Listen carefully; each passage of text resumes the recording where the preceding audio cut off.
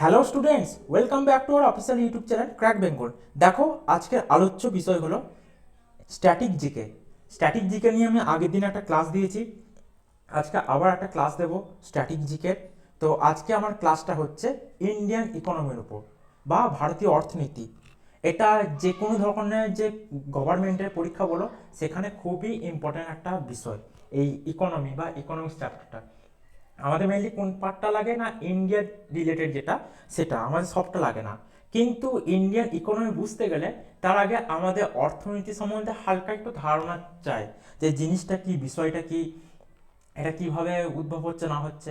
তো সেটা একটু হলে আমরা পরের দিকে কি করি, ইন্ডিয়ান ইকোনমি যে ব্যাংকিং বা মানিটাইজেশন সিস্টেম আর ওই যে ওভারঅল ম্যাক্রো মাইক্রো ইকোনমি, সেইগুলো নিয়ে আমরা আলোচনা করতে পারি।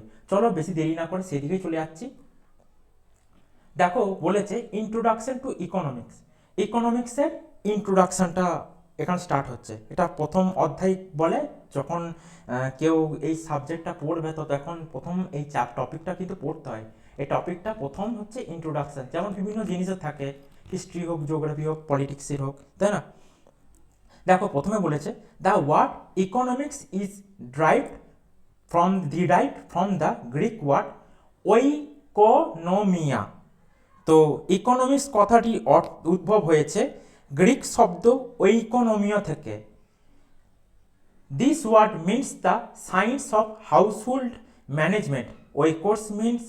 ওইকোস means family or estate and nomos means rule. Oikonomia কথাটির অর্থ হচ্ছে কি না, ওইকস কথাটির অর্থ হচ্ছে ফ্যামিলি বা এস্টেট, আর নমস মানে হচ্ছে কাস্টম, আইন ইত্যাদি।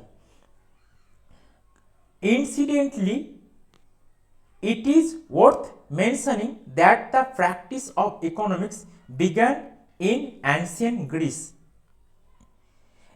প্রসঙ্গত উল্লেখ করা প্রয়োজন যে ইকোনমিক্স বা অর্থশাস্ত্র বা অর্থবিদ্যার শুরু হয় কোথায়? প্রাচীন গ্রিস থেকে। আমরা গ্রিসের ইতিহাসে হয়তো পড়েছি কেউ, তো সেই সময়টাকে ধ্রুপদী যুগ বলা হয় গ্রিসের বা কিছু, তো সেই সময় থেকে শুরু হচ্ছে। Classical economist Adam Smith is the called the father of economy. তো কি বলা হয়, ক্লাসিক্যাল অর্থনীতিবিদ, তার নাম হচ্ছে অ্যাডাম স্মিথ, তাকে বলা হয় ফাদার অফ ইকোনমি বা ইকোনমির জনক, অর্থনীতির জনক বলা হয়। তো এখানে দেখো, ফাদার অফ ইকোনমি মানে অর্থনৈতিক জনক বলা হয়। ইনি কে ছিলেন? ইনি একজন মার্কিন অর্থনীতিবিদ। তার একটা বিখ্যাত বইয়ের নাম আমি বলে দিচ্ছি। ওকে, তো বিখ্যাত বইয়ের নাম হচ্ছে দ্য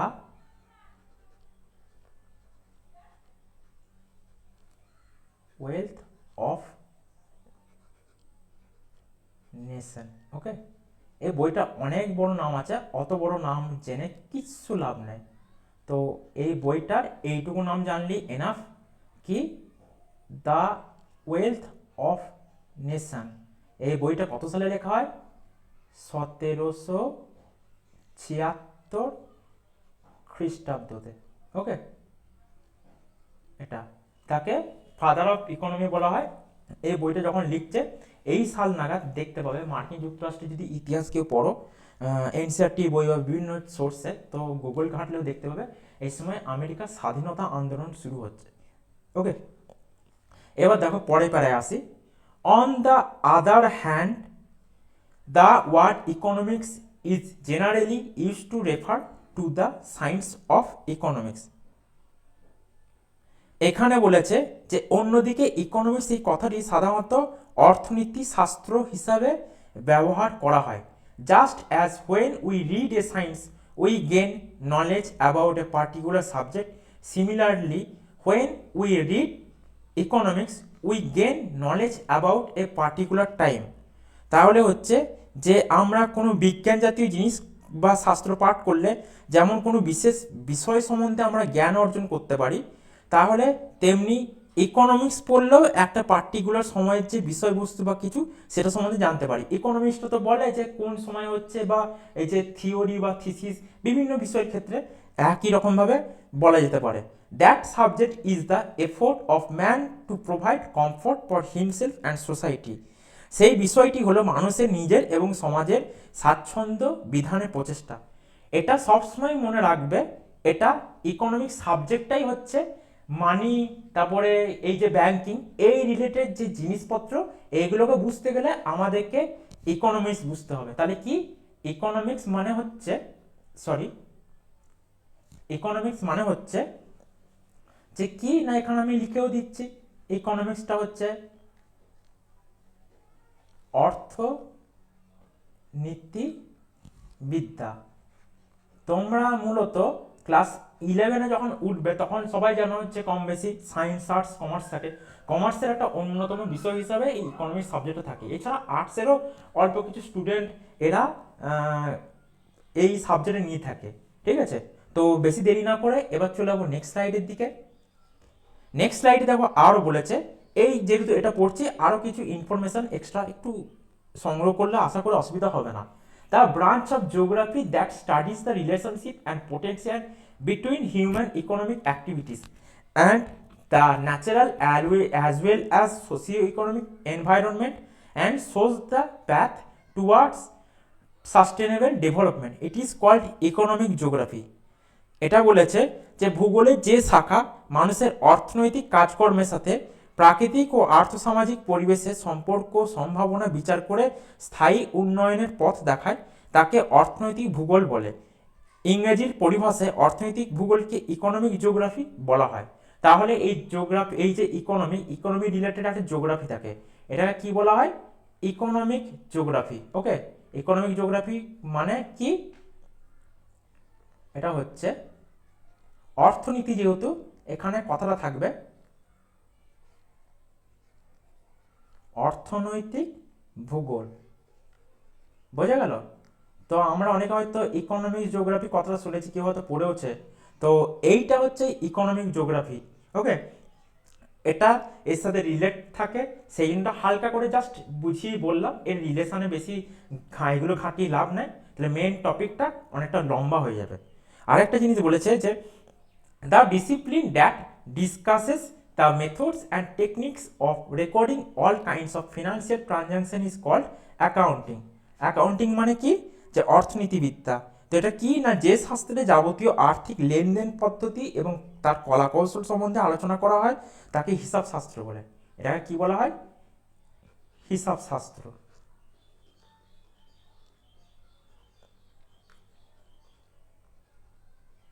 তো তোমরা অনেকে হয়তো বলবে স্যার এই জিনিসটা কি আদৌ থাকে? এই যে বলছেন এগুলোর সাথে রিলেট, অবশ্যই রিলেট থাকে। অর্থনৈতিক ভূগোল যেটা ইকোনমিক্স পার্সপেক্টিভে থাকে, এখানেও অ্যাকাউন্টিং এর মানে হচ্ছে হিসাব নিকাশ। ব্যাংকিং এর ক্ষেত্রেও কিন্তু অ্যাকাউন্টিং থাকে, আবার এই ইকোনমিক্সেও কিন্তু ব্যাংকিং, মানিটাইজেশন সিস্টেম এগুলো পড়া থাকে। তা এগুলো কিছুটা হলেও এর সাথে কিন্তু টাচ থাকে। তাই আমি এই টপিকটা হালকা করে আমি জাস্ট এটা বলে দিলাম যে এইরকম থাকে। ওকে, এবার চলে যাবো পরবর্তী স্লাইডের দিকে। Branches of economics. ইকোনমিক্স বা অর্থনীতিবিদ্যার শাখা কি কি না, traditionally economics has been divided into the two main branches. প্রথাগতভাবে অর্থনীতিবিদ্যা মূলত দুটি শাখায় বিভক্ত। ওকে, কি কি আছে? তো প্রথম দেখো আছে মাইক্রো ইকোনমিক্স, দাগটা খালি সরে আছে, সরি। মাইক্রো ইকোনমিক্সটা কি? ক্ষুদ্র অর্থনীতি। আরেকটা আছে নিচের দিকে দেখো ম্যাক্রো ইকোনমিক্স। ওকে, ক্ষুদ্র আর বৃহৎ, এখানে একটু উল্টো পাল্টা হয়ে গেছে, আমি আলোচনা করেছি। মাইক্রো দিয়ে শুরু করি। ক্ষুদ্র অর্থনীতি কি? It is concerned with how supply and demand interact in individual market and how this interactions determine the price level of goods and services. এটি নির্দিষ্ট বাজারে যোগান ও চাহিদা কিভাবে পরস্পরের সাথে সম্পর্ক স্থাপন করে এবং এই সম্পর্কে কিভাবে পণ্য পরিষেবার মূল্য নির্ধারণ করে তা নিয়ে আলোচনা করে। It examines the economic behaviour of individual actor at the level of the individual economic entity, the individual firm, the individual consumer and the individual worker. কি না, এই শাখায় ব্যক্তিগত অর্থনৈতিক সত্তা যেমন কোনো একটা একক প্রতিষ্ঠান, ভোক্তা বা শ্রমিক ইত্যাদি যে আচরণ অর্থনৈতিক দৃষ্টিভঙ্গি থেকে বিশ্লেষণ করা হয়। আরেকটা আছে ম্যাক্রো ইকোনমিক্স। ম্যাক্রো ইকোনমিক্সটা কি? বৃহৎ অর্থনীতি। কি না, it is concern with how the overall economics works. তো সামগ্রিক অর্থনৈতিক কার্যপ্রণালী নিয়ে এটা আলোচনা করে। It studies such things as employment, gross domestic product বা যেটাকে আমরা বলি GDP, and inflation, the stuff of news stories and government policies debates. এটা কি করে না, এটি কর্মসংস্থান, মোট দেশজ উৎপাদন যেটাকে বাংলায় জিডিপির বাংলা ওটাকে বলে, ও মুদ্রাস্ফীতি প্রভৃতি বিষয়ে অধ্যয়ন করে, যা প্রায় সংবাদ প্রতিবেদন ও সরকারি নীতি নির্ধারণের আলোচনায় উঠে আসে। এছাড়া কি থাকে না, it studies the economy as a whole and its features like national income, employment, poverty, balance of payments and inflation.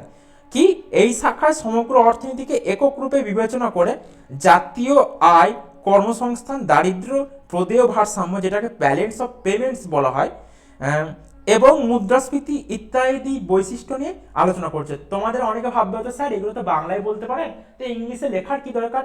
ইংলিশে এই জন্য লেখাটা দিচ্ছি তোমাদের, কেননা তোমরা যদি ইংলিশ ভার্সনে পড়াটা অভ্যাস রাখো এবং বাংলাটাও জানো। আমি এটা বলছি না যে কেউ যে বাংলা মিডিয়ামের স্টুডেন্ট সে একদিনে হঠাৎ করে জানতে পারবে।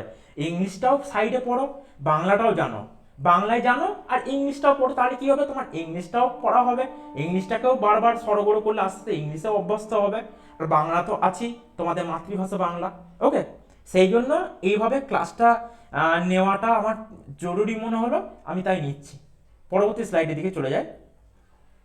টাইপস অফ মেজর ইকোনমি বা বৃহৎ অর্থনীতির ভাগ কি না, দেয়ার আর 3 টাইপস অফ মেজর ইকোনমি। কি কি মেজর ইকোনমির 3টে ভাগ কি কি? ক্যাপিটালিস্ট ইকোনমি, সোশ্যালিস্ট ইকোনমি আর মিক্সড ইকোনমি। এই ক্যাপিটালিস্ট ইকোনমিকে কি বলা হয়? এটাকে বলা হয় ধনতান্ত্রিক অর্থনীতি।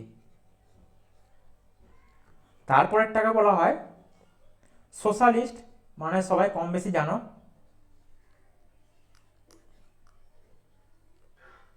সমাজতান্ত্রিক অর্থনীতি। আর আরেকটা হচ্ছে কি, এই দুটোর বাইরে থাকে মিশ্র অর্থনীতি। ওকে, তো এবার এইগুলো নিয়ে এক এক করে আমরা জানবো। প্রথমে জানবো features of capitalist economy. Okay, এখানে দেখো বলেছে যে 1 নম্বর point, all the resource are in the hands private individual. এটা হচ্ছে যে সমস্ত সম্পদ ব্যক্তিগত ব্যক্তির হাতে থাকে, ব্যক্তিগত মালিকানার হাতে থাকে। এই যে প্রাইভেট ইন্ডিভিজুয়াল কথাটা লেখা আছে না, এটা ব্যক্তিগত মালিকানাকে ইন্ডিকেট করে। ইনক্রিম ইন ইনকাম ইন ইনইকুয়ালিটি, আয়ের কি হয় না, আয়ের বৈষম্য বৃদ্ধি পায় এখানে, মানে ইনইকুয়ালিটি হচ্ছে আয়ের বৈষম্য দেখা দিচ্ছে, সমানও হচ্ছে না। আর 3 নম্বরটা কি, সাইক্লিক্যাল এমপ্লয়মেন্ট। এটা এক্সাম্পল আছে USA, Canada, England, France, Germany, যে ওয়েস্টার্ন ওয়ার্ল্ড, এটাকে মূলত ধরা হয়। তাহলে কি না, তৃতীয়টা হচ্ছে যে চক্রাকারে এর বেকারত্ব দেখা যায়। কি কি, মার্কিন যুক্তরাষ্ট্র, কানাডা, ব্রিটিশ যুক্তরাজ্য, ফ্রান্স, জার্মানি, এইসব দেশগুলো। এবার চলে আসবো পরের দিকে, এটা কি ফিচার্স অফ সোশ্যালিস্ট ইকোনমি বা সমাজতান্ত্রিক অর্থনীতির বৈশিষ্ট্য। এইগুলো বৈশিষ্ট্য দেখো। প্রথম বৈশিষ্ট্য বলেছে the ownership of the countries resource and means of production রেস্টস in state, অর্থাৎ দেশের সম্পদ ও উৎপাদনের উপকরণের মালিকানা কি থাকে, দেশের হাতে থাকে। ঠিক আছে, এইখানটা একটু ভালো করে পড়ো, তাহলে অর্থটা বুঝে যাবে। ওকে, এবার 2 নম্বরে বলেছে ইকুয়ালি ডিস্ট্রিবিউশন ওয়েল, আয়ের ন্যায্য বন্টন ঘটে। ওখানে কি ছিল, ডিসক্রিমিনেশন ঘটে, ওখানে বৈষম্য দেখা দিত, আর এখানে সমতা, সবাই সমান রাষ্ট্রের চোখে। 3 নম্বর হচ্ছে all the problems related with socialist economy solve by a central authority planning commission. Okay, আমরা ভারতের প্ল্যানিং কমিশন যেটা শুনেছিলাম, এই সোভিয়েত রাশিয়া মানে সোশ্যালিস্ট ইকোনমি থেকে আসছে।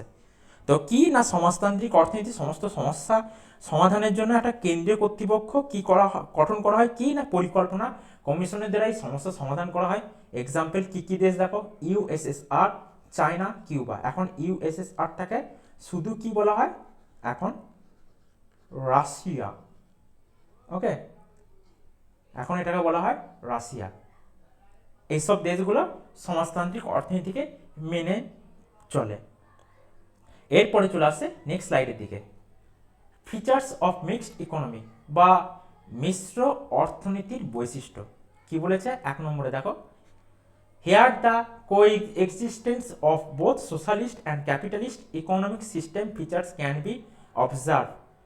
তো এখানে দেখো বলেছে যে কোএক্সিস্টেন্স হচ্ছে বোথ সোশ্যালিস্ট আর ক্যাপিটালিস্ট ইকোনমি, অর্থাৎ ধনতান্ত্রিক ও সমাজতান্ত্রিক অর্থনীতি ব্যবস্থার সমন্বয় ঘটছে, বা এখানে সমাজতান্ত্রিক ও পুঁজিবাদী অর্থনৈতিক ব্যবস্থার বৈশিষ্ট্যে সহ অবস্থান ঘটছে।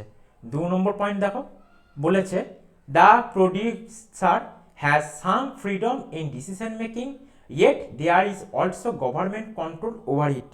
উৎপাদক কিছুটা স্বাধীনভাবে সিদ্ধান্ত নিতে পারেন, তবে তার উপর সরকারের নিয়ন্ত্রণও থাকে। 3 নম্বর পয়েন্ট দেখো বলেছে, the prices and buying selling of goods are determined through the market system while at the same time under central planning directives there exists a public distribution system। আরও বলছে, such as rationing and fair price shops। Example কি কি আছে, example countries of the third world including India, Bangladesh, Pakistan, Afghanistan, south Africa, Zimbabwe and Nepal. তো এখানে বলেছে বাজার ব্যবস্থার মাধ্যমে দ্রব্যের মূল্য নির্ধারণ ও ক্রয় বিক্রয় হয়, আবার কেন্দ্রীয় পরিকল্পনার নির্দেশে গণবন্টন ব্যবস্থা যেমন রেশন ও ন্যায্য মূল্যের দোকানও বিদ্যমান থাকে। কি কি দেশ বললাম, ভারত, বাংলাদেশ, পাকিস্তান, আফগানিস্তান, দক্ষিণ আফ্রিকা, জিম্বাবুয়ে, নেপাল সহ প্রভৃতি তৃতীয় বিশ্বের দেশ। ওকে, এটা হয়ে গেল আমাদের যে মেজর ইকোনমি বৈশিষ্ট্য, মানে তার ভাগ। এবার চলে যাবো মাইনর ইকোনমির দিকে। দেখো types of minor economy. Okay, এখানে মাইনর ইকোনমি কটা ভাগ পড়ব দেখে নাও। দেয়ার আর 4 টাইপস অফ মাইনর ইকোনমি, অর্থাৎ 4টে ভাগ আছে। কি কি, open economy, closed economy, simple economy, complex economy. Open economy মানে হচ্ছে যেটা হচ্ছে যে মুক্ত অর্থনীতি, মুক্ত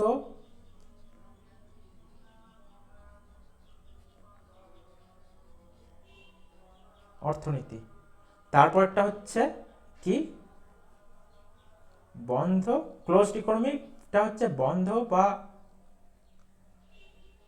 রুদ্ধ অর্থনীতি।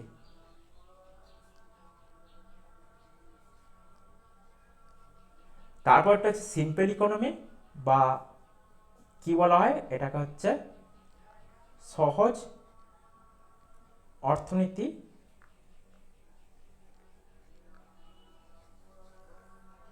আরেকটা হচ্ছে কমপ্লেক্স ইকোনমি বা জটিল অর্থনীতি। তো এবার আমরা পড়বো ওপেন ইকোনমি সম্বন্ধে। বৈশিষ্ট্য আছে, ফিচার্স অফ ওপেন ইকোনমি। ঠিক আছে, তো এই ওপেন ইকোনমি জিনিসটা কি একটু হালকা করে বলে দিই। মুক্ত অর্থনীতি মানে যেসব দেশগুলো অন্য দেশের সাথে কি করে হচ্ছে ইম্পোর্ট এক্সপোর্ট করে। ওকে, এগুলো হচ্ছে ইম্পোর্ট। এখানে লিখে দিই, ইম্পোর্ট মানে আমদানি,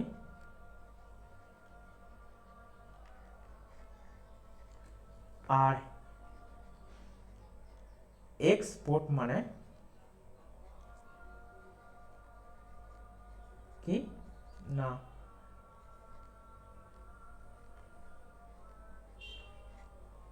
রপ্তানি। ঠিক আছে, এই দুটো টার্ম এইগুলো জেনে রাখবে, এই ইম্পোর্ট আর এই এক্সপোর্ট, এই দুটো জানলি ঠিক আছে।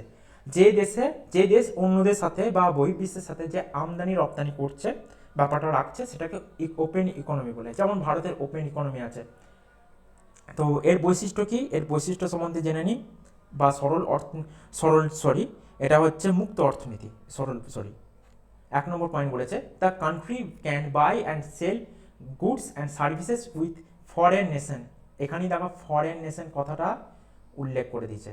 তো ফরেন নেশন অতি অবশ্যই হবে, নিজেদের মধ্যে থোড়ি করবে, রাজ্যগুলোর মধ্যে থোড়ি থাকছে, এটা দেশের মধ্যে, কারণ দেশের ইকোনমি হচ্ছে না সেক্ষেত্রে। তারপর ওটা কি বলেছে না, দেশটি বিদেশের সাথে পণ্য ও সেবা ক্রয় বিক্রয় করতে পারে। 2 নম্বর হচ্ছে foreign investors can invest in the domestic market and domestic business can interest abroad. বিদেশি বিনিয়োগকারীরা দেশীয় বাজারে বিনিয়োগ করতে পারেন এবং দেশীয় ব্যবসায়ীরা বিদেশে বিনিয়োগ করতে পারেন। শুধু দেশের মধ্যে ব্যবসা হচ্ছে তা নয়, বিদেশি ব্যবসায়ীরা এখানে আমাদের দেশে আসছে, আমরা হচ্ছে অন্য দেশে আমাদের দেশে ব্যবসায়ীরা ব্যবসা করতে যাচ্ছে, সেটাও কিন্তু ওপেন ইকোনমি একটা বৈশিষ্ট্য। আর 3 নম্বর পয়েন্টে দেখো, এই পয়েন্টেই খানিকটা তোমার ধারণা তৈরি হয়ে যাবে। The domestic currency is exchangeable with foreign currency. তো বলেছে যে দেশীয় মুদ্রা বিদেশি মুদ্রার সাথে বিনিময়যোগ্য। এই দেখো কথাটা আছে এক্সচেঞ্জেবল,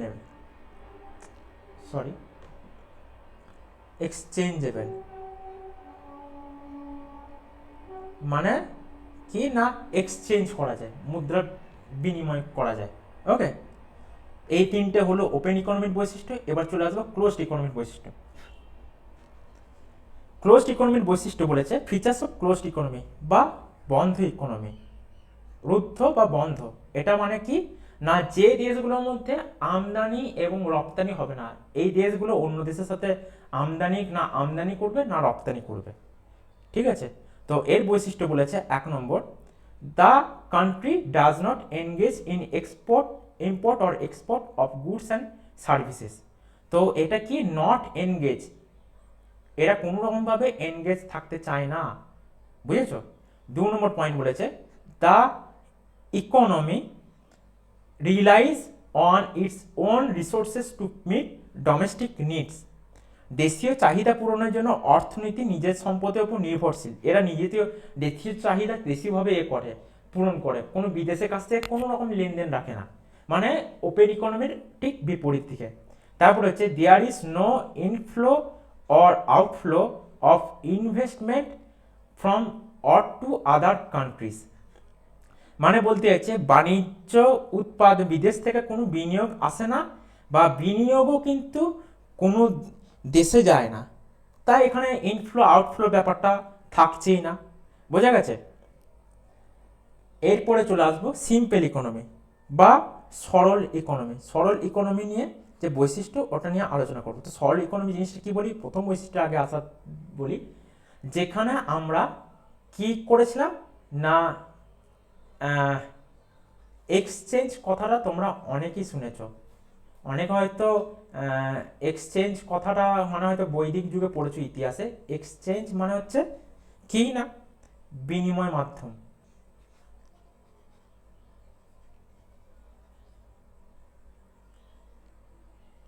এটা কি না,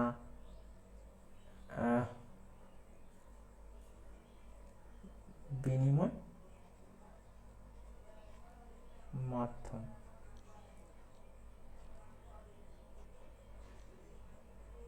বুঝে গেল, বিনিময় মাধ্যম। তো এককালে কি হতো, কেউ ধরো নিজে মানে কিছু জিনিস বিক্রি করবে, কামার একটা মানে যে ধরো তাঁত বুনে, তাকে ধরো একজন যে কুমোর সে কটা হাঁড়ি দিল, তার বিনিময়ে সেই যে তাঁত বুনছে সে কটা কাপড় দিল। এই যে ছিল তখনকার দিনে, মানে অর্থ বা মানি সিস্টেমটা ছিল না, এখানে মানি সিস্টেমটা ছিল না, একদম ছিল না। ঠিক আছে, এটা হচ্ছে কিসের না, সিম্পল ইকোনমি। যেটা সিম্পল ইকোনমি একটা মানে ওর মধ্যে পড়ে। কি হয়েছে, production is mainly for personal or family consumption rather than or trade or profit. এটা হচ্ছে যে উৎপাদন মূলত ব্যক্তিগত বা পারিবারিক ব্যবহারের জন্য হয়, বাণিজ্য বা মুনাফার জন্য নয়। এটা যে ওর মানে কনসেপ্টটা আলোচনা করতে গেলে সিম্পল ইকোনমি জিনিসটা এইভাবে তোমার হয়। তো ব্যাপারটা এরকমই থাকে। তারপর হচ্ছে যে very little surplus is produced so trade is minimal. এটা হচ্ছে খুব কম মাত্রায় অতি উৎপাদন হয়, তাই বাণিজ্য সীমিত। অল্প মাত্রায় দিত, যে মানে ধরো 10টা হাঁড়ি দিল, ও তার পরিবর্তে 5টা কাপড় দিল, বা কিছু এরকমও আগেকার দিনে হতো, এটা জানি। 3 নম্বর হচ্ছে production realise on basic tools and traditional methods. দক্ষতা বৃদ্ধি করার জন্য মানুষ ও প্রতিষ্ঠান নির্দিষ্ট খাতে মনোযোগ দিয়েছিল। ওকে, তো দক্ষতা বৃদ্ধির জন্য এটা হচ্ছে উৎপাদন উৎপাদন প্রথাগত পদ্ধতি ও সহজ সরঞ্জামের ওপর নির্ভরশীল থাকে। বোঝা গেল? তো সিম্পল ইকোনমির এই কটা বৈশিষ্ট্য। এরপরে চলে আসবো আমরা কমপ্লেক্স ইকোনমি। কমপ্লেক্স একটু জটিল, এখানে কিন্তু মানি সিস্টেমটা কিন্তু আছে, ঠিক আছে, এখানে মানি সিস্টেমটা আছে। তো এটাকে বুঝতে গেলে এইভাবে একটু বুঝতে হয় এটা, কারণ ইকোনমিক্সের তো ধরো এগুলো নতুন নতুন কনসেপ্ট, তো সেই হিসাবে দেখো কমপ্লেক্স ইকোনমি বৈশিষ্ট্য কি কি বলেছে। Goods and service are produced in large quantities using advance technology. অর্থাৎ কি হয় না, উন্নত প্রযুক্তি ব্যবহার করে পণ্য ও সেবা বড় পরিমাণে তৈরি করা হয়, মানে দ্রব্যপত্র অনেক বিশাল আকার পরিমাণে হয় এবং সেগুলোকে বাজারে বিক্রি করা হয়। 2 নম্বর হচ্ছে economy has a wide range of industries including manufacturing services and technology sectors. তাহলে বলেছে যে অর্থনীতিতে বিভিন্ন ধরনের শিল্প, সেবা ও প্রযুক্তিগত খাত রয়েছে, প্রযুক্তি খাত। 3 নম্বর হচ্ছে people and organisation focus on specific task or sectors to increase efficiency. অর্থাৎ বলতে চাইছে যে দক্ষতা বৃদ্ধি করার জন্য মানুষ ও প্রতিষ্ঠান নির্দিষ্ট কাজ বা খাতে মনোযোগ দেয়। এটা হলো যে মেন তোমাদের যে ইকোনমিক্স আছে, ইকোনমিক্সের যে ভাগ, সেই ভাগগুলো হচ্ছে কি কি না, মেজর আর মাইনর ইকোনমি, সেইগুলো সম্বন্ধে যে একটা ধারণা, সেইগুলো আমি একটা ধারণা কিন্তু তোমাদের দিয়েছি। পরবর্তীতে যে ইকোনমিক্সের ক্লাসগুলো হবে সেগুলো অন্যান্য অধ্যায় বা আরও যে চ্যাপ্টার ওয়াইজ বা কিছু, সেগুলো নিয়েও আলোচনা হবে, এবং পরবর্তীতে স্ট্র্যাটেজিকেরও ক্লাসগুলো হবে। নতুন নতুন কিছু টপিক নিয়ে আলোচনা করব। কিছু কিছু পরীক্ষা যে হচ্ছে, আগেও হয়েছে বা এখন হচ্ছে, সেইগুলোর কোশ্চেনপত্র নিয়ে আগামীতে আশা করছি আলোচনা করব। আজকের ক্লাসটা এতটুকুই। যদি আমার ক্লাসটি তোমাদের ভালো লেগে থাকে তাহলে ভিডিওটিকে লাইক করো, চ্যানেলটিকে অতি অবশ্যই সাবস্ক্রাইব করো এবং তোমাদের বন্ধুদের মধ্যে ভিডিওটি ছড়িয়ে দাও। যদি ভিডিওটি ভালো লেগে থাকে তাহলে ভিডিওতে কমেন্ট করে জানাও যে কেমন লাগছে ভিডিওটা। আর তোমরা যারা বিভিন্ন রকম এনটিপিসি ক্লাস বা বিভিন্ন রকম যে ওই ক্র্যাক বেঙ্গলে যে ওই নোটসপত্র ফ্রি অফ কস্টে যে মানে মাসখানেকের ওপর হলো নোটসগুলো দেওয়া হয়েছে, সেইগুলো তোমরা ফ্রি অফ কস্টে পিডিএফ আকারে পেতে চাও, তাহলে এই নাম্বারটাতে আমাদের যোগাযোগ করতে পারো, 7864812036 এই নাম্বারটিতে। আজকের মতন এতটুকুই, আবার দেখা হবে অন্য দিনে, ততক্ষণের জন্য টাটা।